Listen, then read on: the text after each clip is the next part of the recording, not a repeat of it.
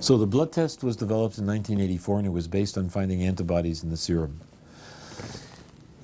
First, you've asked about what are the antibodies, and what are antibodies? Or antibodies are proteins of a specific structure that are made by our cells known as B lymphocytes or B cells. Each one of those little guys is programmed to make a specific type of antibody, and when he sees what he's supposed to react with, that cell will expand. It'll clonally proliferate and make a lot of these proteins to attack a foreign antigen of a particular shape that the antibody he makes fits. And when he reacts to that antigen, usually he can remove it from the circulation, helping clear the protein or the virus. That's one way of looking at it. That's why the antibodies are made. The antibodies also do other things that help the immune system. Sometimes they help kill virus-infected cells. It's another mechanism for killing beyond the killer T cells we spoke about earlier, and it's something I don't want to go into right now. So antibodies are part of our immune system, proteins made by B cells in response to foreign protein molecules, like viral proteins. Often, the presence of antibodies in your blood and in mine only reflect an exposure, not necessarily an infection that's still there. In fact, it caused confusion when we first reported the development of the blood test in 1984. People in the public health said, well, we really don't know what that means. It could mean protection, it could mean just exposure. But those of us who work with retroviruses knew it meant more, that it meant continued presence and replication of the virus. When you see good level, because we know that you don't clear retroviruses, so persistence of antibody means you're infected.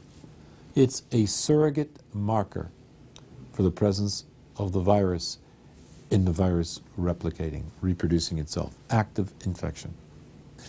The ELISA's enzyme-linked immuno-something assay, and it's based on an enzymatic reaction when these guys are complexed, when you have an interaction of antibody plus viral protein.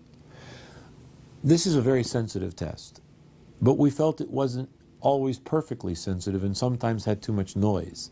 So we also wanted a backup test, the two done together, and an intelligent observer to interpret both results together. The Western blot was a research test. We actually brought it into medicine, for clinical medicine, for the first time in 1984. It was the first time that assay had ever been used for a clinical problem. So it was a research tool that wasn't set up in the blood banks and took longer to get into the blood banks. At the beginning, they only used the ELISA, and we were worried for a while because we felt certain that a backup was necessary. You and your colleagues are known for making some pretty extraordinary comments. One of them is, you don't believe that HIV tests can test for HIV. That's not quite true. What we say is that there is no scientific proof that the antibodies which react in these tests are caused by a retrovirus HIV. But how can you say that when millions of people are tested every year and millions of people are told that they're positive? Well, it's not a matter of how many people are told they're positive. It's a matter of how do you in fact sort out whether antibody reactions are specific for a particular agent or not, and that's an entirely separate issue, and that's what this is all about. That's what our first paper was all about. Our second paper was all about in 1993. Do antibody tests actually indicate HIV infection? So, and how many millions of people have been tested or said to be infected is as a result of people believing that the antibodies are HIV, but the question is, are they? We don't say the antibody tests mean nothing for a start. We accept that if you're in a risk group and you have a positive antibody test, there's an increased risk that you'll become sick with perhaps an AIDS disease, and you may die from that AIDS disease. You may even have an AIDS disease currently, or you may develop one in the future. But that in itself doesn't prove that the antibodies are caused by HIV. We regard these as non-specific tests which indicate some abnormality, something going wrong in the body, which sort of indicates some propensity for people to get ill. And there are many tests like that in clinical medicine. I mean, take your temperature, for example. And the temperature is a test. People might not think of it as a test, but a temperature is a test, just like any other test. And you can measure it and plot it. And in fact, a temperature, as any mother will tell you, is an indication that something's wrong with her child. but it doesn't actually tell you precisely what it is. But it's a good test. People have their temperatures measured all the time in hospitals. It's a good, non-specific test, and we regard the antibody test for HIV in a similar light. Okay, in my book, I mentioned that screening tests should not be used as a definitive measure of diagnosis. And the reason for that is because screening tests are designed to be extremely sensitive to pick up all cases of HIV infection. However, in obtaining that sensitivity, we sometimes lose what we call specificity, in the sense that a test may show us a result as positive, when indeed the person may not be infected. So screening tests by themselves should not be used as a definitive measure of infection. That's why we use a screening test to pick up all the cases, but we use a confirmatory test to eliminate any false positives. There are two reasons why the Western blot is not used as the only test, or a screening and confirmatory test together. And the first reason is that it is not as sensitive as the screening assays. The screening assays are designed to be very sensitive. The Western blot is not designed to be that sensitive, and indeed, because of the nature of the way that test is produced, it does not detect very low levels of antibodies to some of those proteins, which is in contrast to the true screening test. So the nature of the test itself really doesn't allow it to be a screening test. Secondly, the test is much more costly than the screening test. So if we're screening 15 million blood units a year, which we are in the United States, and hundreds of thousands of other people are being screened, you don't want to use a $40 test for that screening. It becomes prohibitive. How do you determine what is a positive? Well, the tests come with positive and negative controls, and there are two positive controls. One is called a low positive control, and the second one is a high positive control. And the difference between these two controls is the intensity of the bands there. And the company who makes this test deliberately weakens the reaction so that you can mimic what actually happens when you test normal people, and you don't want to miss any bands. So the low positive control will have a low intensity band on it, whereas the high positive control will have high intensity bands, and the negative control will have absolutely no bands at all. And there's also one slight requirement in that the intensity has to be compared to the intensity of the weak positive control and the strong positive control with regards to one band. And it's going to be a little bit hard for me to explain it in just a short period of time, but the criteria used here is the GP120 band of the strong positive control compared with the GP120 band of the weak positive control. Those are the two that are going to be the determining factors. If we see any band in the patient sample that's weaker in intensity than the glycoprotein band of the GP120 of the weak positive control, it's considered as a plus-minus result, meaning we're not sure it's there, but we're not sure. However, on the other hand, if the intensity of that band in the patient sample, any of the bands, is between the intensity of the the GP120 band on the low positive control and the GP160 band on the strong positive control, it's considered as a 1+ reaction, meaning we know it's there. Now, if the reaction is much stronger than the GP120 band on the strong positive control, it's considered as a strong reaction and is graded as 2+ reaction. So that's how we grade it. So any reaction that's 1+ or above is considered as being definitely there and will count towards being present, whereas any intensity that's considered plus-minus is going to be considered as indeterminate or not sure. In the strip I'm talking about is this one. This is the negative control. You don't see any band at all across this strip, so this would be a typical negative result.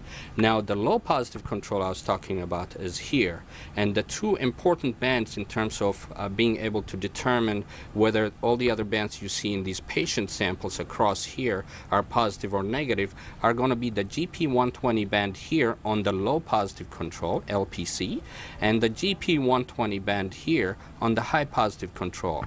So any intensity that you see here in terms of bands here that is less in intensity than the GP120 band here that you see on the low positive control is considered as a plus-minus result, such as this here.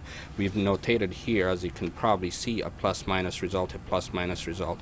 Those bands mean, for example, in this case, or let's go down here and show this band here, a plus-minus for the P40 band means for this particular patient, the P40 band down here is a plus-minus reaction, meaning it's not strong enough to be called a 1+. So any intensity in band, for example, that lies between the intensity on the GP120 band here and the intensity of the GP120 band on the high positive control is considered as a 1+ reaction. So a typical 1+ reaction would be, say, the P24 band for this sample, which is shown here. So this band is considered as a 1+ reaction. And a typical 2+ reaction would be something you would see here, which is really strong reaction. So depending on what we see, we can classify each band as being a plus-minus or a plus or a plus-plus or a 2+, that is. And then we consider the P24 band, the GP41 band, which is here, and then the GP120 or 160 band as being the most important for each one of these. So these represent each one sample, one patient sample here. So this is patient 1, patient 2, patient 3, patient 4, patient 5, and so on. So each strip represents a result from one patient.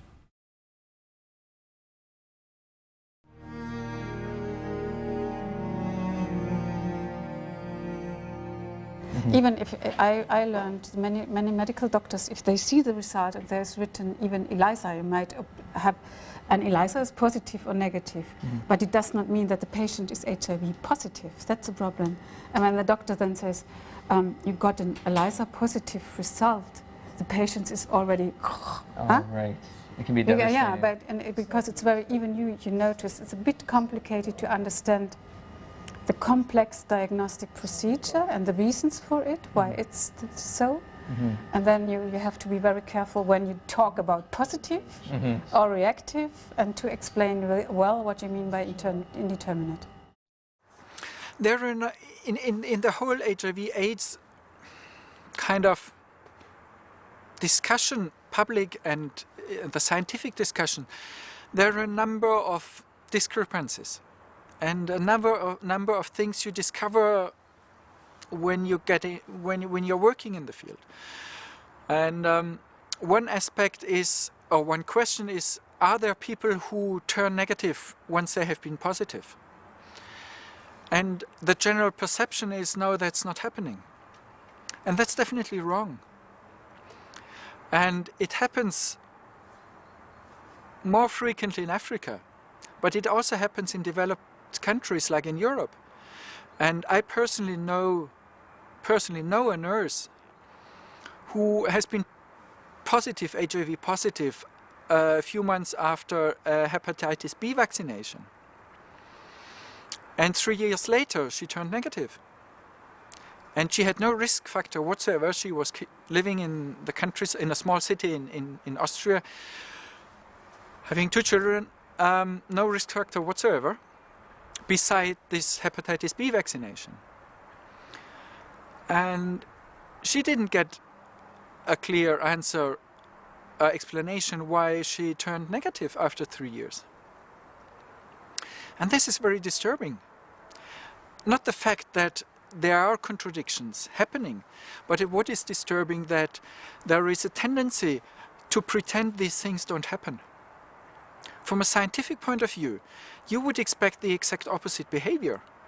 If there is some event, something happen against your expectation, you would be very excited and study this event, because that's where you can learn more about what the subject you are studying. But this nurse, instead of being studied, she just was turned away and asked to never come again back to the central hospital in Austria. I try to always verify whatever I do and whatever I say in my profession. I think we owe this to our patients, to verify whatever we do and whatever we say. Otherwise, we can't keep up the highest standard in medicine. So the other way, I went to a lab and asked for the package insert, the product information of the ELISA test which they used. And I got it back and I went through it, and I was very surprised to find a statement by the producer that in a study 40% of those people who had influenza vaccination turned out with a positive ELISA test. Now, if you keep in mind that influenza vaccination is quite widespread in a number of countries in the world, this is a serious risk of false positive test results. Now, we are aware that all biological tests are not 100% accurate, but we should exert some transparency. And especially when there is such a high risk of false positive results in such a common event like influenza vaccination, I think we should be aware and make people aware that this can happen. I think we owe this transparency and honesty to our patients. PCR testing, as with any test, has its limitations, and there are false positives that occur with all tests. We have them with antibody tests. We even have false positive Western blots that have been documented. RNA testing has been perfected very much over the last several years, and the degree of false positives that we were having years ago, we don't have anymore. However, they do still occur, and what most good laboratories will do, whether it's an antibody test or a PCR test, is if it's a first-time positive on a patient, they will put a note in the report that says, we recommend you confirming all first-time positives. And that's because these tests do periodically have false positives. And in most cases, those false positives are due to technical error. And we all make technical errors. We all make errors. We will always make errors.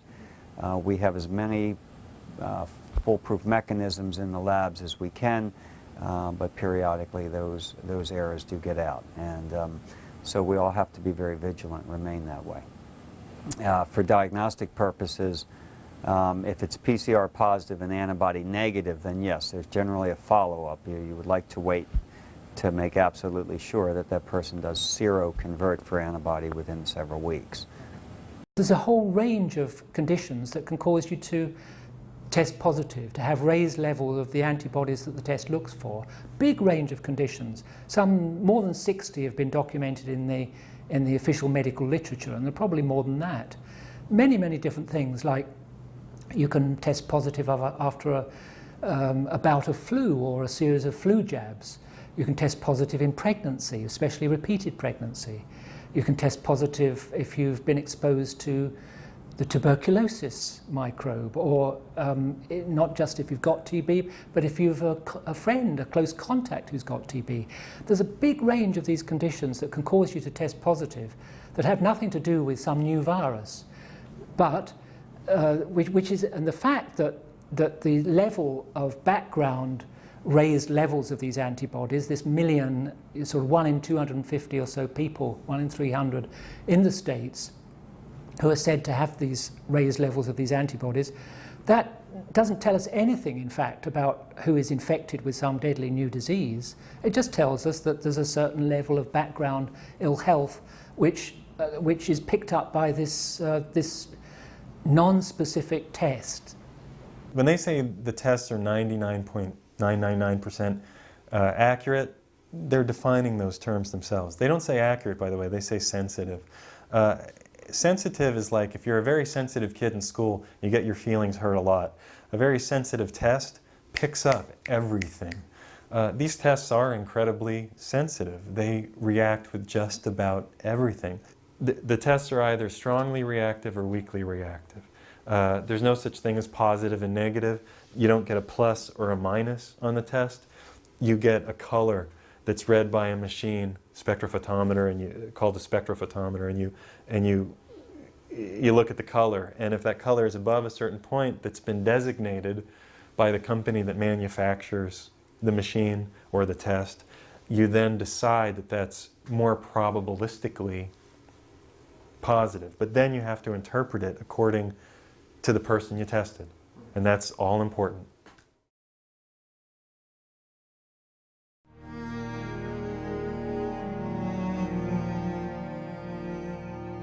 Gallo created the ELISA style test and marketed that as a product that could tell you that you were at risk of AIDS or that you were infected with AIDS. The big mistake that happened there was that the test was never validated as demonstrating the presence of virus. If you're going to validate a diagnostic test, you need to be able to show, unless in exceptional circumstances you might have a hunch that you go another way, but then you'd have to be extremely cautious about what you're going to do with that. It might just be a pointer in a particular direction. But if you're going to tell someone that they are infected with a lethal virus that is going to take your life, is going to cause this collapse of your immune system, you need to be extremely careful what you're doing with that. Unfortunately, that care was not taken. The purpose of presenting the world with an HIV test, as it came to be called, was twofold, as I would understand it. One was that it would be there to protect blood supplies, the safety of blood supplies. And in fact, the HIV test, as marketed by Gallo and associates, was valuable for that purpose, because the test does discriminate blood that has been donated by people whose immune systems may have been activated in such a way that they have raised levels of these antibodies that the test looks for. And raised levels of those antibodies can be associated with ill health. There's no question of that. That's how the test was actually set up. But what the test does not do, which was also claimed for it, unfortunately, by Gallo and others, is act as a diagnostic for the presence of HIV in individuals or in communities. It's not fit for doing that.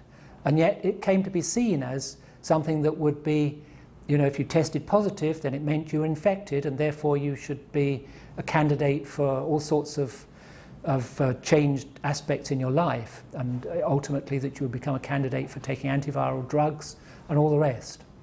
I think history will show that the Defense Department really had one of the most sophisticated and accurate serological programs to support HIV diagnosis ever.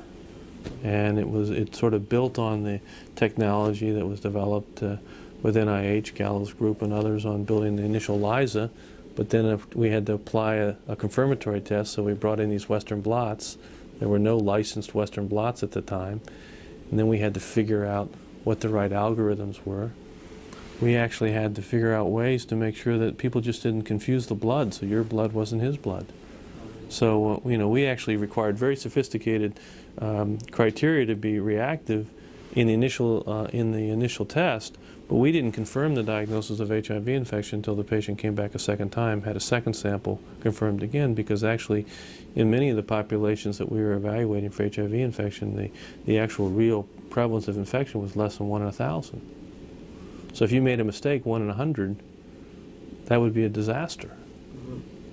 So we did develop all of that technology, and really in 1985, really 6 months after the blood supply was using the technology for screening blood, the Defense Department began to use it as part of medical evaluation of individuals. And I think it's a matter of public record that the Defense Department did a superb job of it, published a number of publications, including the New England Journal, showing that this could be done very accurately.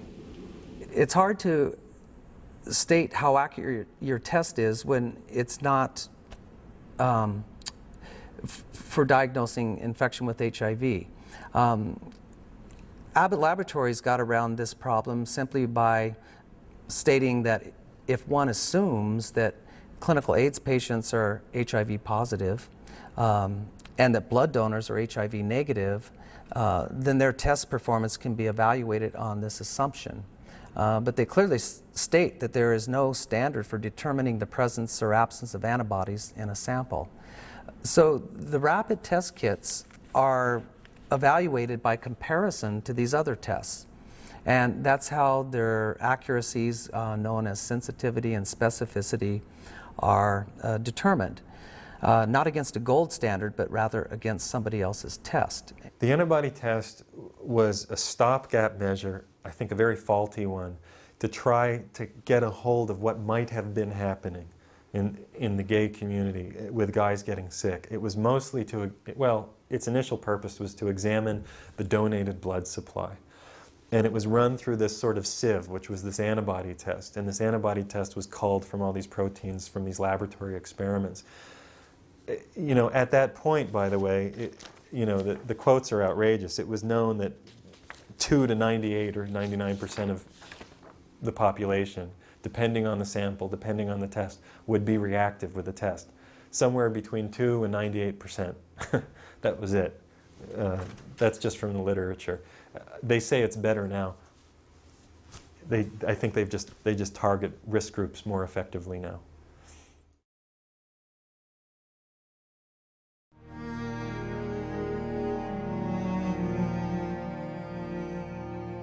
Well, the package insert of an HIV test is kind of the product information which comes along with an HIV test.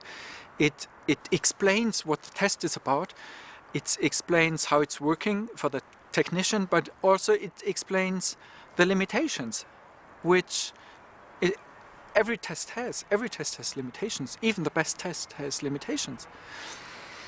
And I think it is important for not only for healthcare professionals to read and be aware of the limitations of whatever they do, whether it be a diagnostic intervention or a treatment, but it's also important for patients to be aware of the limitations of what we doctors and other people in the healthcare system perform.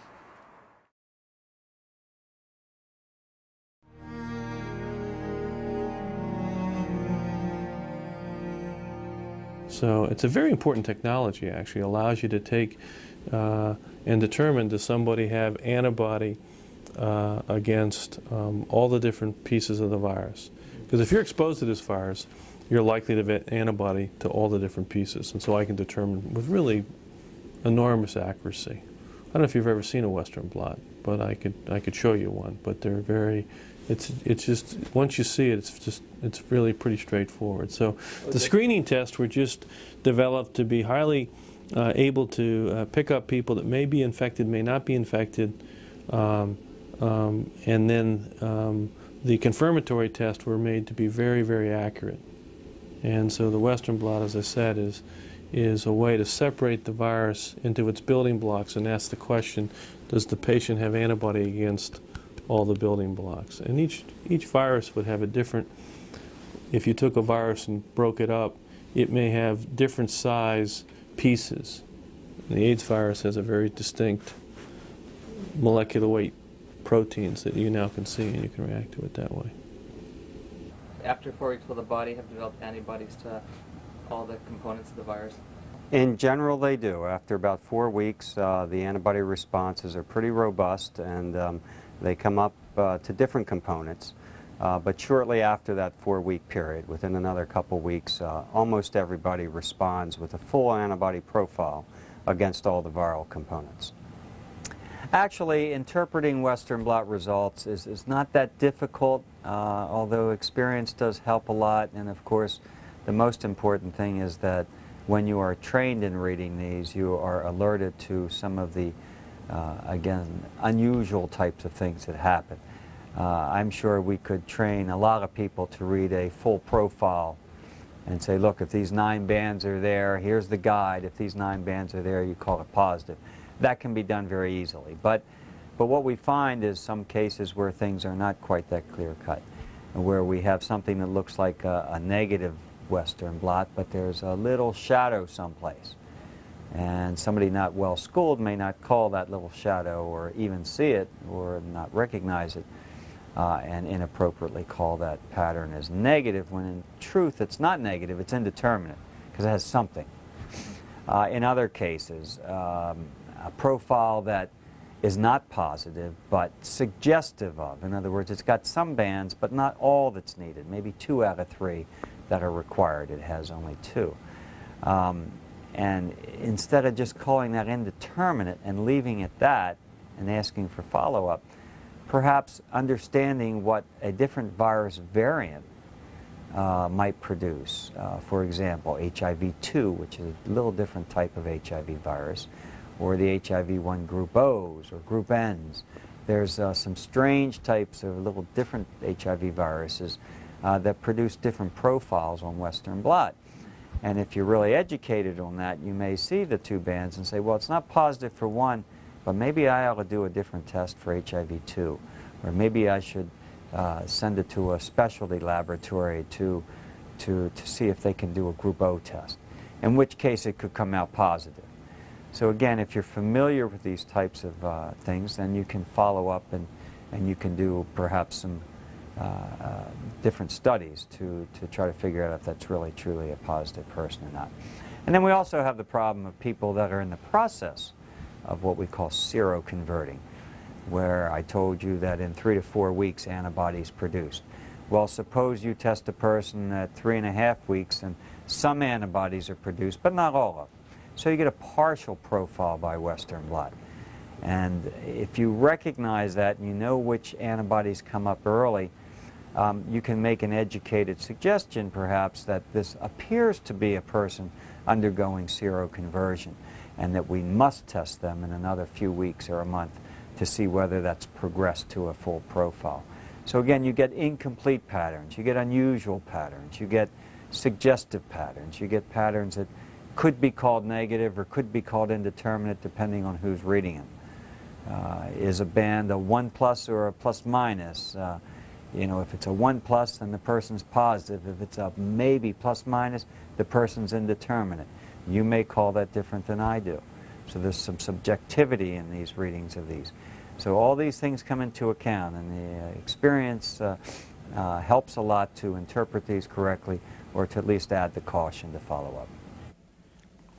Well, HIV infection is diagnosed with rather now routine laboratory tests, which, for which there are criteria for diagnosis established by the manufacturer, FDA. I mean, 15 years ago it was different, but I mean, it's not. So CDC doesn't regulate that anymore? No. CDC doesn't regulate anything. Okay. It's FDA does. Centers, that's the recommendation for Centers of Disease Control. Okay, to have at least one ENF and P24. That's what we are using. What's also the... Okay. Huh? Over the years, there was a greater standardization of the tests in that certain proteins were specifically singled out as being representative of HIV, and more tests used those specific proteins in this looking for antibodies to the antigens of the virus, purported virus. But if you have not shown that those more specific proteins, those proteins that you all agree on, but if you haven't actually shown that they truly belong to this purported virus, then the fact that you get greater agreement amongst yourselves about the results of your testing still doesn't mean that you're diagnosing the presence of this virus. It's just a greater level of agreement on a kind of virtual virus. Because of the different criteria that apply in different countries, you can be considered, you can test HIV positive in one country and be given an AIDS diagnosis as a result of that, whereas in another country you won't test HIV positive and you won't be given an AIDS diagnosis, even though the blood sample might have been the same and the interpretation of it the same, but because one country considers 2 proteins to be diagnostic and another one requires 3, for example, then you travel from country requiring 3 to where you're an AIDS patient and HIV infected, and go to country, B, where only 2. Sorry, I've got that the wrong way round. You might say what could happen would be that if in country A, the fact that you have two proteins that react with the Western blot test, and so you will then be considered to be, in certain countries, you would be considered to be HIV positive, and maybe also an AIDS patient if you've got indicator illnesses. You travel to another country that requires 3 proteins to react instead of 2, and you've only got 2, you won't be HIV positive and you won't be an AIDS patient. You'll just have whatever illness you might have had, such as TB or leprosy or some chronic intestinal infection, whatever one of the multitude of different diseases that can cause this activation of the immune system you're actually suffering from. The one thing you said was, you said it depends on the manufacturer. Is there different criteria for what might be a positive? Yeah, there are different criteria from the manufacturer. Thank you for the word. And also there are guidelines from the WHO and UNAIDS how to, first of all, WHO, how to evaluate. And depending on the studies, you use the one or the other criterion. Which one do you guys use? We say on the basis of 2 bands, which 1 ENV and 1 GAG, it's positive. So 2 bands need to be present for positive? Yeah. Okay. And the WHO criterion is, if I'm right, is 3 bands. 3 bands, so it's more... So it's 2, and then you have the second envelope present in general. So theirs is more strict? Yeah. Okay.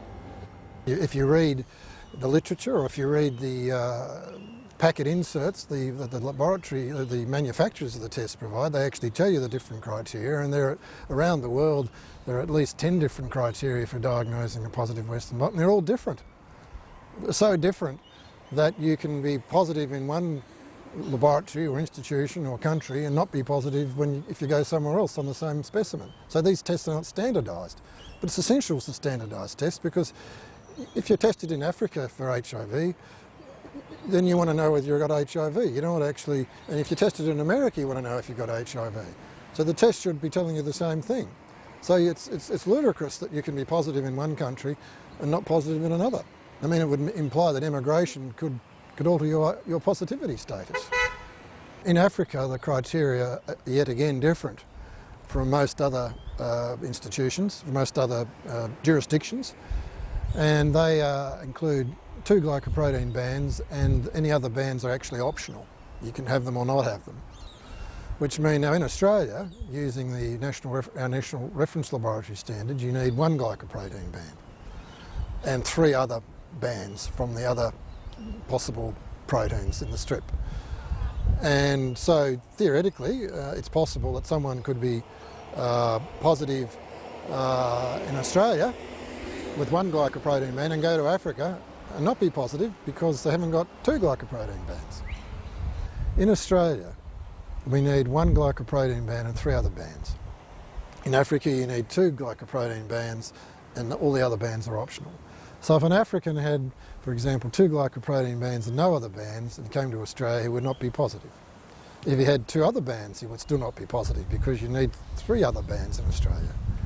On the other hand, a person positive in Australia with 1 glycoprotein band and 3 other bands would not be positive in Africa because you need 2 glycoprotein bands in Africa.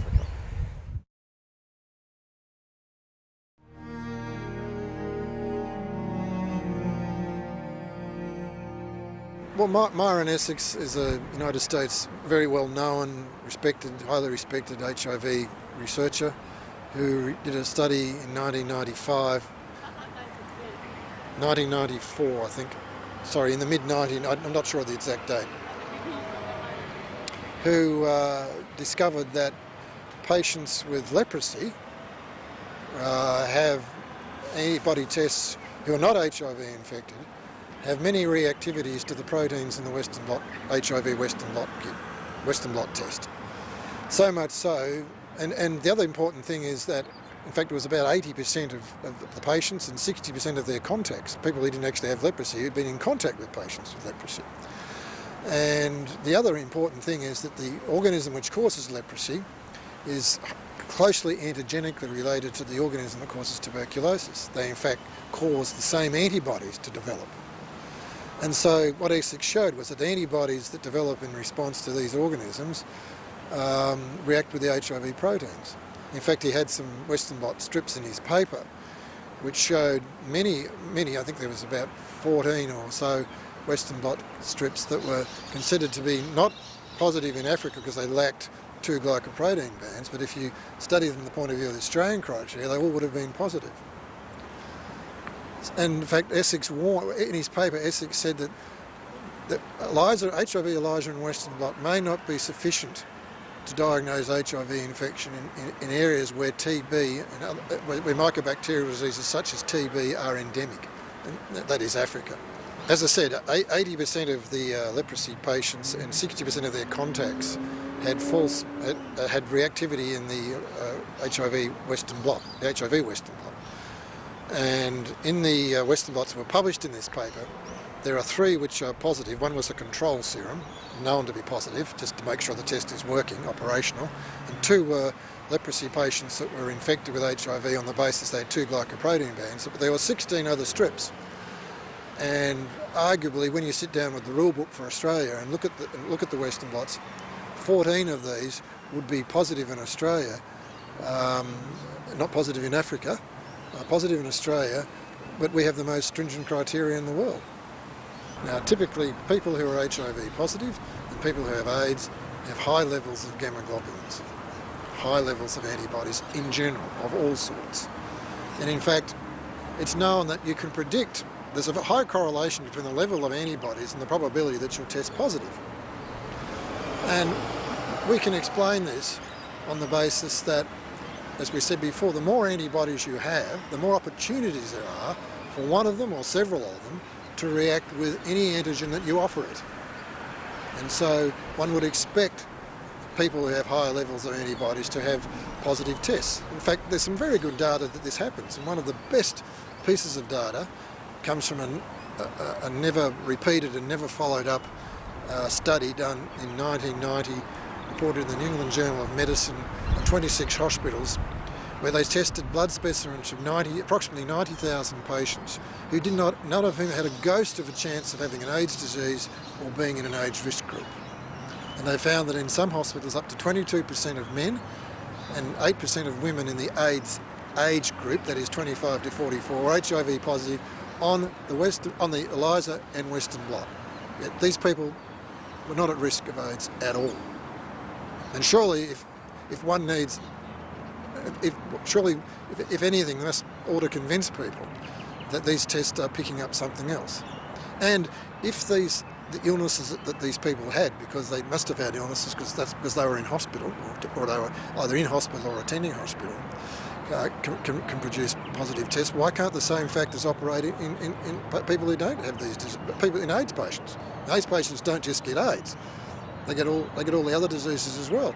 And why can't the same thing apply to Africa, where the only difference is that the people in Africa aren't in hospital, because there are not that many hospitals in Africa.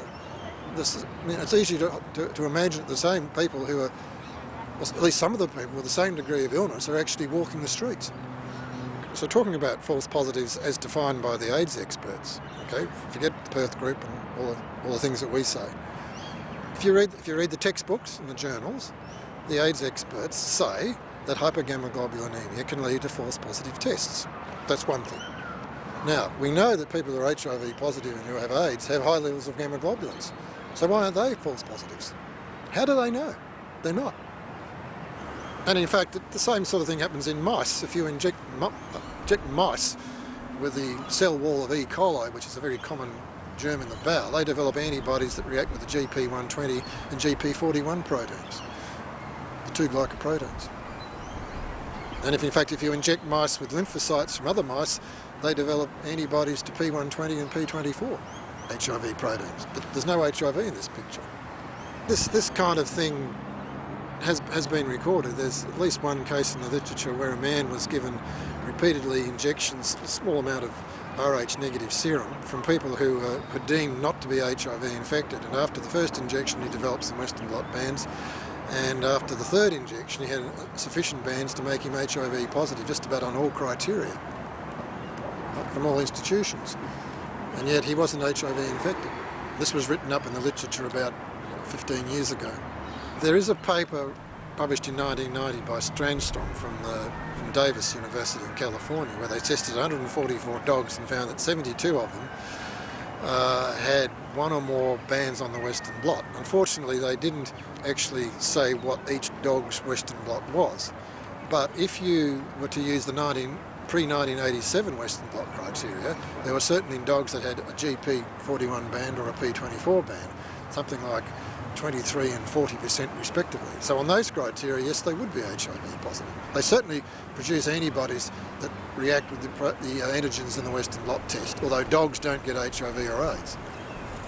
If the proteins can react non-specifically in the ELISA, and the HIV experts accept that they do, why can't they react non-specifically in the Western blot? How do they know that the patterns that they get in the Western blot are actually caused by genuine HIV antibodies on some occasions, and on other occasions by non-genuine HIV antibodies? How do they know that? The only way that you can tell, I mean, an antibody doesn't care whether it's reacting with a protein in an ELISA or on a Western blot. It can't tell the difference. Antibodies don't have intelligence. Antibodies just react with the antigens because they can. That's in their nature. Just as lemon juice reacts with milk proteins and vinegar reacts with milk proteins because it can. So if you postulate that certain patterns of Western blot reactivity prove infection because the antibodies are genuine, you have to prove it, still have to prove it for each of those patterns using a gold standard. And there are no such data. What do we mean by polyspecific antibodies? Well, each B cell in the body that makes antibodies is monospecific or unispecific, if you like. It only makes one kind of antibody. But because there are millions of B cells in the body and several thousand of them will respond to a particular infection, whether it's the common cold or HIV, many thousand B cells will make antibodies to slightly different shapes or parts of the virus at any one time. And that means they are polyspecific, or I would say multispecific. Have you ever had any conflict with Dr. Constantine or another lab technician where you interpreted a test one way and they interpreted it a different way? Well, to be quite honest with you, there are always going to be one of those few cases where you're really not sure. For instance, a patient might have only 2 bands present across the strip, just 2 bands. And these might be the GP 120 band and say a P24 band. Both of these bands are the critical bands that I told you about earlier, 2 out of the 3. If these are present, then that's considered a positive. Now, if I grade that P24 band as a plus minus, and Dr. Constantine, for instance, grades that as a plus minus, that could make the difference between an indeterminate result and a positive result. It would be a positive result if the P24 band is considered as being present, whereas it would be an indeterminate result if it's considered to be not sure. The indirect fluorescent assay, which is another confirmatory test, is equivalent to the Western blot in the sense of being able to confirm people that are HIV positive. It has one added advantage also, and that is in the case where a Western blot perhaps is indeterminate, the indirect fluorescent antibody test can be used to resolve that. So if a Western blot's indeterminate and the IFA is positive, then that's definitive, the patient is infected. So it adds that. However, the test is a little bit more difficult to interpret and is very subjective, as is the Western blot. But it requires some added expertise in reading some of these results and making sure that you interpret the results correctly, and requires an expensive fluorescent microscope. However, it seems that it's more popular in Europe, and it's hard to say why. The reason is some of these tests are already in use in laboratories, and so they're easy to modify to be used for HIV. And in the United States, although we have the fluorescent techniques, it seems the Western blot gained popularity early on, and people don't want to quite let go of it.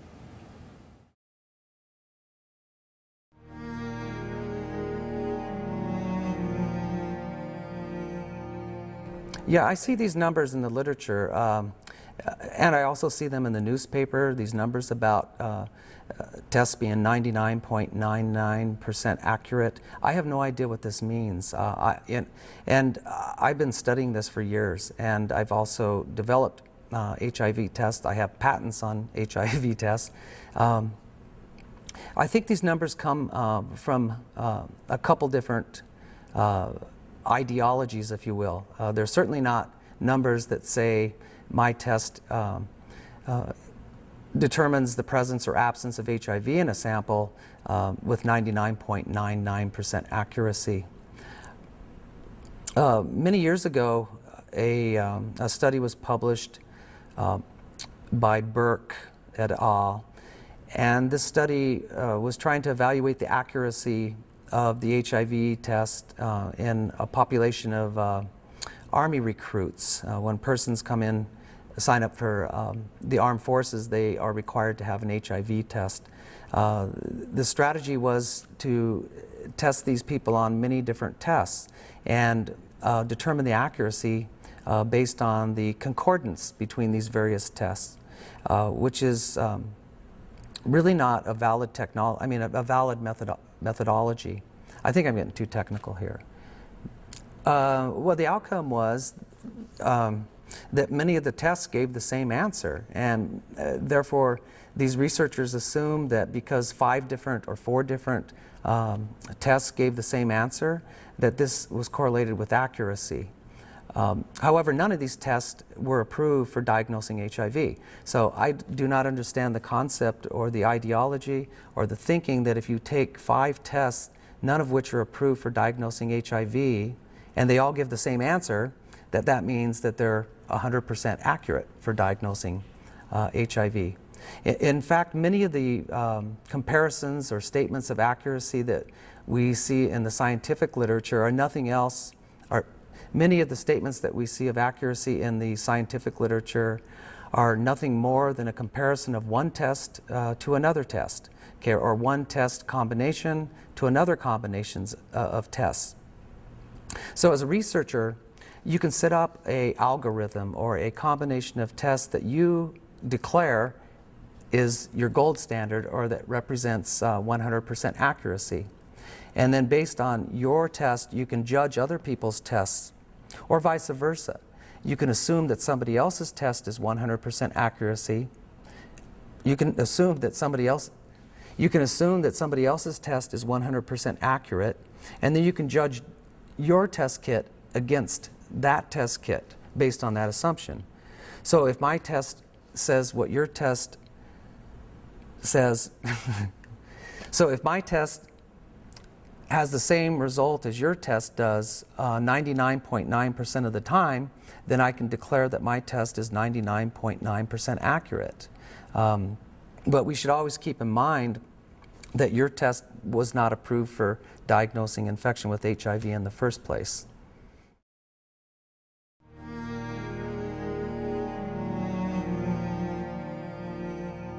If anything appears that's not supposed to be there, if there's what's called an errant band of protein that shows up that's not supposed to be there, then it becomes an indeterminate, because you can't call it negative, you can't call it positive. That's when they do a little, it'll come back to me to do a little bit further testing. You know, is that person, did I get a complete risk assessment on them, things like that, and then usually we'll follow up a month to 2 months later. An HIV test is not a black and white answer. It's always interpreted at a laboratory by a human being, and their interpretation can change based on your health history or life history. I'll give you one quick example.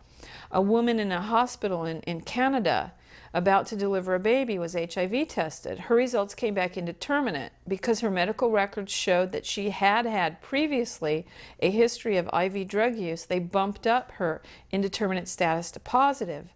As a result, she gave up her baby for adoption, and that same day had an operation so she could never have children again. Years later, during a drug trial, she repeatedly tested negative. She was never positive. That's what interpretation is. The manufacturers don't clearly state how their test should be used as an aid in the diagnosis of HIV infection. However, Part of this paradox can be solved by looking back in time to 1987, when the Center for Disease Control declared that an antibody test was sufficient to diagnose infection with HIV. So this notion that antibodies equal HIV is not a scientific discovery, but rather it is something that the Centers for Disease Control simply declared in 1987. It's also interesting that 1987 was also the year that AZT was approved by the FDA. However, this drug was approved for treating people that were infected with HIV. Unfortunately, there was not a test on the market for diagnosing infection with HIV.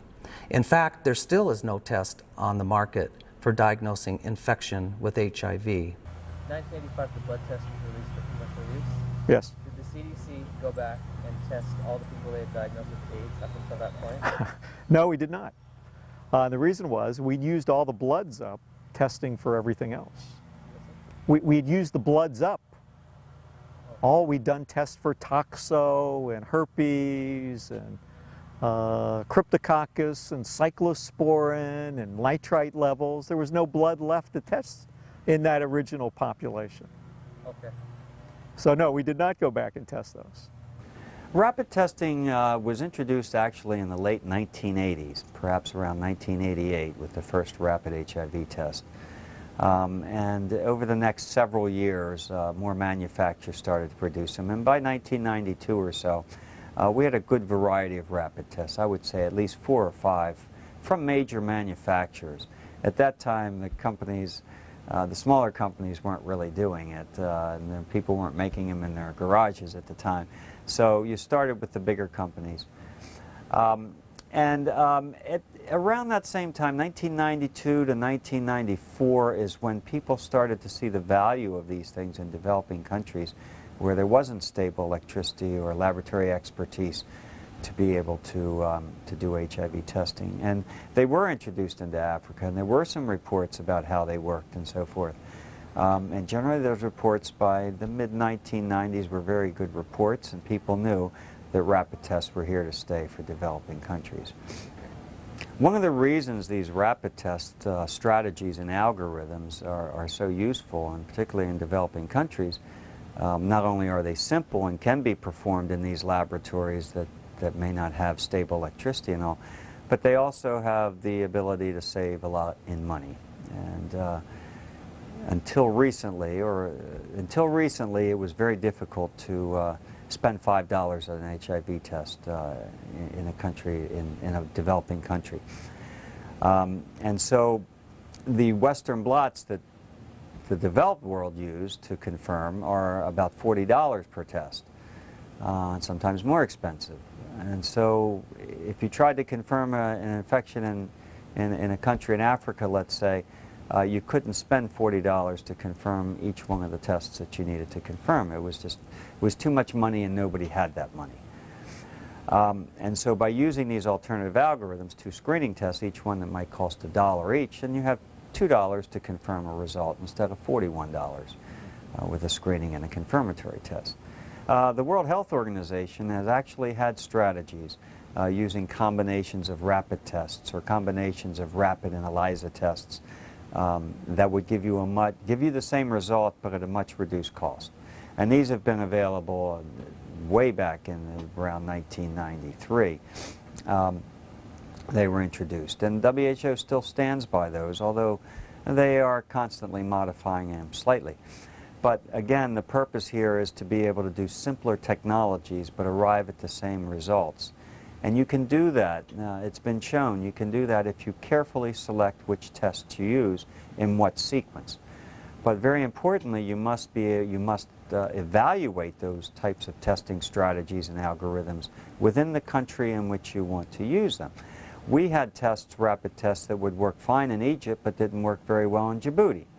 And the reasons for that is because Djibouti had some other types of infections that would interfere with these. Malaria was very prevalent in Djibouti, and that would interfere interferes with all serologic tests, where in Egypt they don't have malaria. Similarly, there's other countries that have a lot of parasitic infections that produce a hypergammaglobulinemia or a high protein in the blood that again will interfere with tests in that country. So you have to carefully select the tests you use in the venue or in the country of where you plan on using it, and you have to validate that that test or that sequence of tests you're using does work in that country. Do you want me to say a couple words about the CLIA waiver at this point? Would be a good time to do it. Yes, please. Okay. In addition, rapid tests offer something what we call CLIA waiver. And the CLIA is the Clinical Improvement Act, which is you know, a government mandated way of doing testing. Most clinical laboratories and hospitals in the United States have to be certified to be able to do diagnostic testing. And that's all regulated by the government. Now, we have the ability to get a waiver for some of that certification and to be able to do simple tests in a non-certified laboratory. And this is what we call a CLIA-waived laboratory. And in this case, you have to follow certain regulations, but they're nowhere near as stringent as the regulations required in a hospital laboratory or a larger testing facility. And these rapid HIV tests now, some of them that are FDA approved, have this CLIA-waived status, which means that they can be done by nurses and people that are trained pretty much on the spot.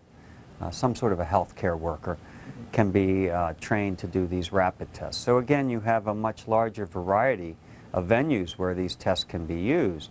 Mobile vans, for example, where you don't have a whole laboratory or certified lab set up. You can meet certain qualifications and be able to do testing in a mobile van outside of a supermarket, for example. This offers an immense ability to get more people tested by taking the tests out to them rather than having to schedule people to come into a clinic and find transportation and somebody to watch their kids while they go to the clinic to get tested. Now we can take the test to them. So it's an enormous advance to be able to do this type of testing as we go into the periphery. The concept of CLIA waiver was because they were generally types of tests that did not have a huge impact, like glucose testing. Okay, glucose testing, yeah, if you make a mistake, the patient doesn't necessarily die from it. Although I guess, you know, if they put too much insulin in them. But that was the general concept. You know, it wasn't like a potassium level that, you know, getting a wrong result would kill the patient. And so I think that was why the FDA originally considered HIV testing as to meet part of that, because they felt it was a screening mechanism that wasn't really a life-threatening type of result. And that, you know, if you got a false negative, hopefully the person would still get tested somewhere. False positive, they'd have to go back for a confirmatory test. And in HIV testing, these were allowed to be CLIA waived because, again, they feel that the patients, if they have a positive result, even if it was performed incorrectly, that would have to be followed up with a confirmatory test, in which case they would detect an error if it had occurred. And false negatives, which are not very common to happen with these tests, also is not a life and death situation at that time. Hopefully that person is high risk and would be screened again in due time and picked up at that time. I think that was the impetus for trying to get these tests waived. The most important thing is to have more people tested, because the more you test, the more positives you find, and then you can save lives that way. So it's a risk-benefit. The risk is that, well, they're not quite as well-trained people maybe, and there might be a chance of an error, but the benefit is great because we can save a lot of lives by identifying people that are infected. But this is actually, and this is an interesting concept, because the FDA is now considering of whether rapid tests should be able to be sold over the counter, OTC, over-the-counter sales, like pregnancy tests. And there's a controversy that the FDA has been listening to both sides. The people and the companies that make these tests say, look, we want these tests over the counter. We'll get more people tested. And that is the strongest advantage of having over-the-test counters, is that you will indeed get more people tested, and you will save lives. However, there's the other side of the argument, which deals with things, the disadvantages of having something like that. One notable disadvantage would be misuse of the tests. Somebody can force their spouse or partner to take a test against their will. You know, HIV tests, we have to have consent to the person's consent to do testing. Well, in the privacy of a home, someone can be forced to take a test, especially if it's a simple test such as a orally collected sample. So we have misuse or abuse of these tests, which is a legal matter. We also have the concern about the worry wells, the people that go out one night and have an event, and then they run out to the store and they buy rapid tests all week long, not understanding that it takes that 3 to 4 weeks to have antibody. And so you have a lot of wasted money, and these may be people that need that money. We estimate that if a over-the-counter test, rapid test, were approved, it would probably cost about $40 a test. And so if you have poor people worried about being HIV infected and using their family food money for buying HIV tests all week, perhaps inappropriately because they won't work that fast, that's a concern. It's an economic concern and so forth, a family concern. Why $40? That's the same price as a Western blot when it's only 97 cents to manufacture. Sure, that's a good point, and it's exactly right. In fact, to manufacture these tests is probably less than 90 cents. It's probably about 10 or 15 cents to actually put one of these tests together.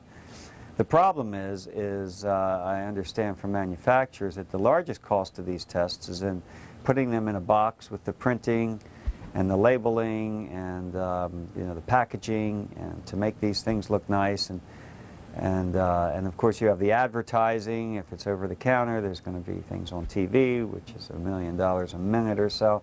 So when you add all these things together, of a company putting these things in single packages with package inserts and advertising and pretty boxes and whatever, you can see where the cost goes up enormously. And then there's the profit margin, of course. The company has to make a profit to pay people, and they also have to pay for the research they did in developing the test. We have the same problem with drug companies and making drugs and charging a certain amount of money. And you know, some of it's justified. The public doesn't understand that what these companies invest, you know, they can invest a huge amount of money to develop to end up with one test that works. You know, it's not as simple as just all of a sudden it works. I mean, it may take years and a lot of resources, and so that has to be paid back to the company. Companies look at profits over a certain period of time. So I'm not justifying the cost of anything. I'm just saying when you add all these things up, and especially if there's no competition, the prices become very high on the market. And this is what we estimate it would probably cost. This is an HIV test. It says in its own material that it means nothing. It means we're going to test you, and then we'll interpret the test according to what we consider your clinical disposition. And if we think that maybe you're at risk, and by the way, the great thing about AIDS is you don't have to be sick when we say you're sick. You don't have to be sick for 10 years. You don't have to be sick for 20 years. In fact, we don't know when you'll get sick or if you will, but you have HIV and then you'll have AIDS and eventually you'll die, and we now govern your sex life and everything else. If you're in that weakly reactive group though, but they think that really you're probably positive, they will retest you. This is from the UK guidelines for testing in 2003. In the UK, they don't, by the way, if you test weakly reactive, but they think you're at risk, they'll want you to retest again. And in this country, they usually say do it after 6 months. In the UK, they don't even wait 6 months. If you test negative, that is weakly reactive, but are considered to be at risk, that is, you had sex or did drugs and we think that really you should be HIV positive, shouldn't you? Then clearly, quote, clearly waiting for 6 months to test is untenable. We would suggest testing using a sensitive, that is highly reactive, 4th or 3rd generation screening test immediately after the exposure, and then at 1 to 2 months, at 3 to 4 months, and at 6 months. What's the exposure? Whatever they think it was. I had sex, but I'm not testing positive. Okay, we want you to test again. Now they'll say that it takes a certain amount of time to develop the antibodies. It doesn't matter to them how much time it takes. They want, this is too much information. How come you don't use rapid tests for standard diagnostics? Because first of all, the sensitivity and specificity is still less than the released tests, which are released in Germany to be applied for testing, for diagnostic testing. And all the, I do not know the word for Fachgesellschaft. Do you know it? No.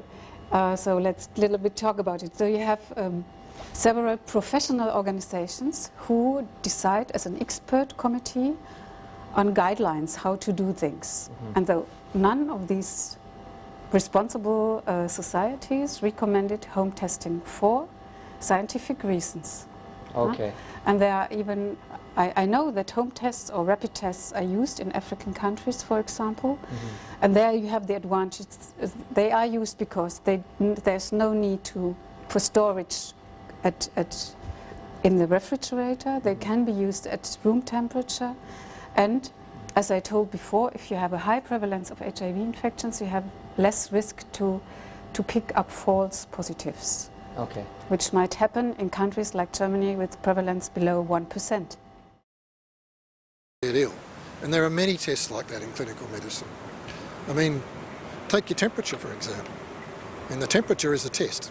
People might not think of it as a test, but a temperature is a test, just like any other test. And you can measure it and plot it. And in fact, a temperature, as any mother will tell you, is an indication that something's wrong with her child. But it doesn't actually tell you precisely what it is. But it's a good test. People have their temperatures measured all the time in hospitals. It's a good, non-specific test.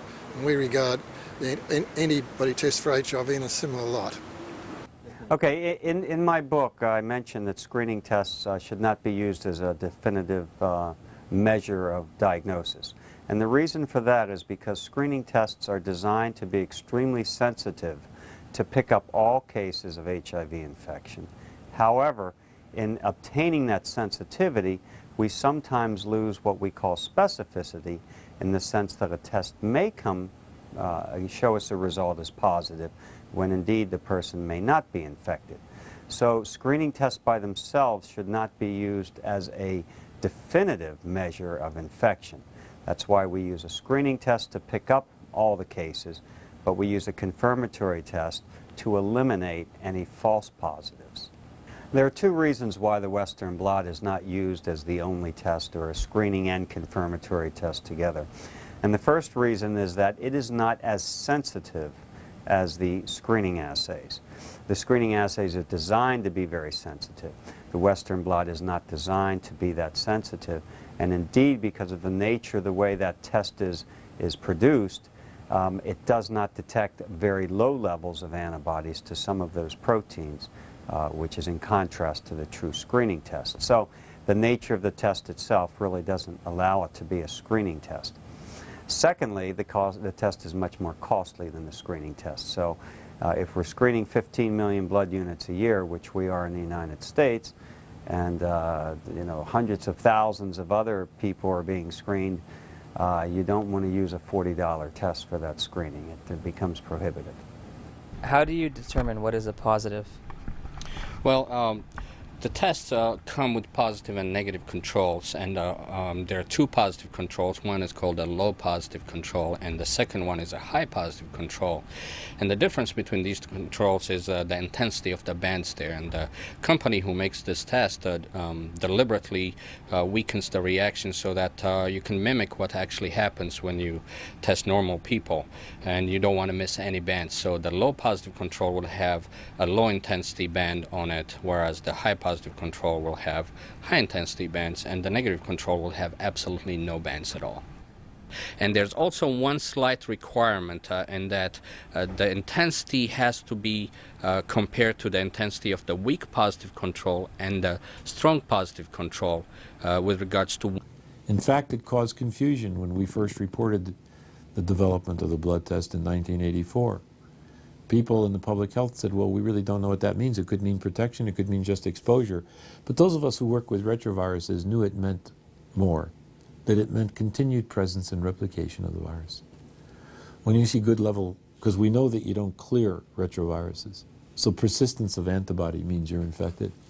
It's a surrogate marker for the presence of the virus in the virus replicating, reproducing itself, active infection.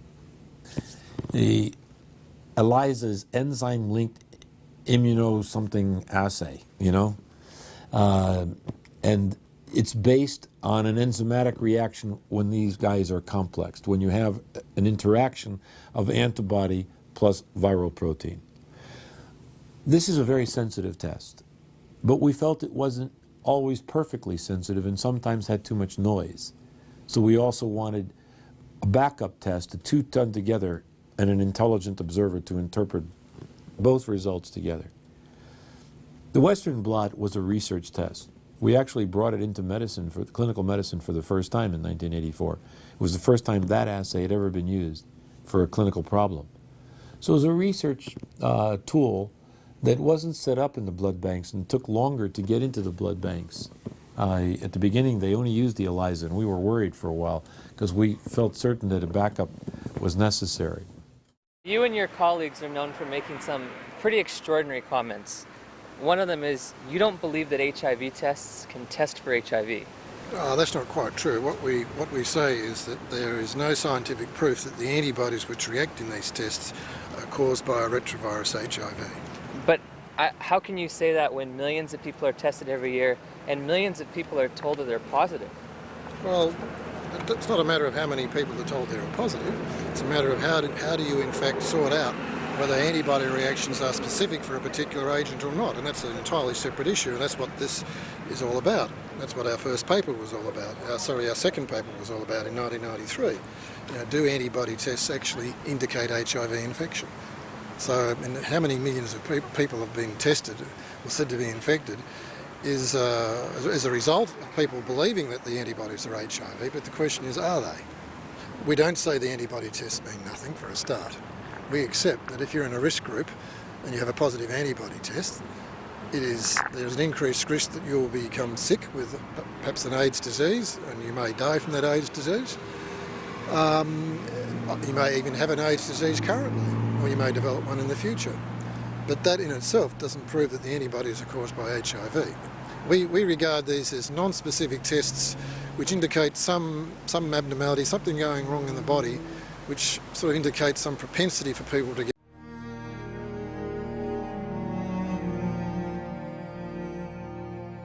So the blood test was developed in 1984, and it was based on finding antibodies in the serum. First, you've asked about what are the antibodies, and what are antibodies? Antibodies are proteins of a specific structure that are made by our cells known as B lymphocytes or B cells. Each one of those little guys is programmed to make a specific type of antibody, and when he sees what he's supposed to react with, that cell will expand. It'll clonally proliferate and make a lot of these proteins to attack a foreign antigen of a particular shape that the antibody he makes fits. And when he reacts to that antigen, usually he can remove it from the circulation, helping clear the protein or the virus. That's one way of looking at it. That's why the antibodies are made. The antibodies also do other things that help the immune system. Sometimes they help kill virus-infected cells. It's another mechanism for killing beyond the killer T cells we spoke about earlier, and it's something I don't want to go into right now. So antibodies are part of our immune system, proteins made by B cells in response to foreign protein molecules, like viral proteins. Often, the presence of antibodies in your blood and in mine only reflect an exposure, not necessarily an infection that's still there.